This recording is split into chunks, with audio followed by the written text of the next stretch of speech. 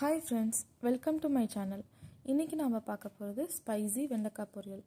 இதுக்கு 2 பெரிய வெங்காயம், அதுக்கப்புறம் ஒரு கொத்து கருவேப்பிலை, 2 வரமிளகா, அப்புறம் ஒரு அரை கிலோ வெண்டைக்காய் எடுத்துக்கோங்க. இதெல்லாமே சாப் பண்ணி வச்சுக்கோங்க. இப்போ ஒரு பேன் எடுத்துக்கோங்க. 50 ml ஆஃப் சன்ஃப்ளவர் ஆயில் ஊற்றிக்கோங்க.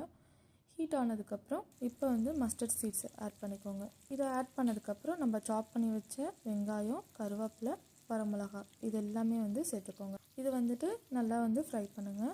இது ஆஃப் குக் ஆகிற வரைக்கும் ஃப்ரை பண்ணால் போதும். அதுக்கப்புறம் நீங்கள் வெண்டைக்காய் கட் பண்ணி வச்சுருக்கீங்களா, அதை சேர்த்துக்கோங்க. இது இப்போ பாருங்கள், நல்லா ஒரு ஆஃப் குக் ஆகிருக்கு. இப்போ நான் வெண்டைக்காய் சேர்த்துக்கிறேன்.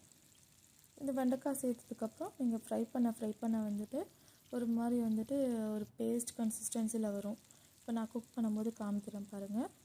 இதோட ஒரு ஸ்பூன் மஞ்சத்தூள், 2 ஸ்பூன் சாம்பார் பொடி, தேவையான அளவு உப்பு போட்டுக்கோங்க. உங்களுக்கு ஏதாவது டவுட் இருந்தால் நான் என்னென்ன இன்க்ரீடியன்ட் சேர்த்துருக்கேன்னு டிஸ்கிரிப்ஷனில் போட்டிருக்கேன், நீங்கள் பார்த்துக்கோங்க. இப்போ பார்த்தீங்களா, ஒரு மாதிரி பேஸ்ட் மாதிரி இருக்குல்ல. இதெல்லாம் நல்லா ஃப்ரை பண்ணும்போது நல்லா மீடியம் ஃப்ளேமில் வச்சு ஃப்ரை பண்ணிக்கோங்க.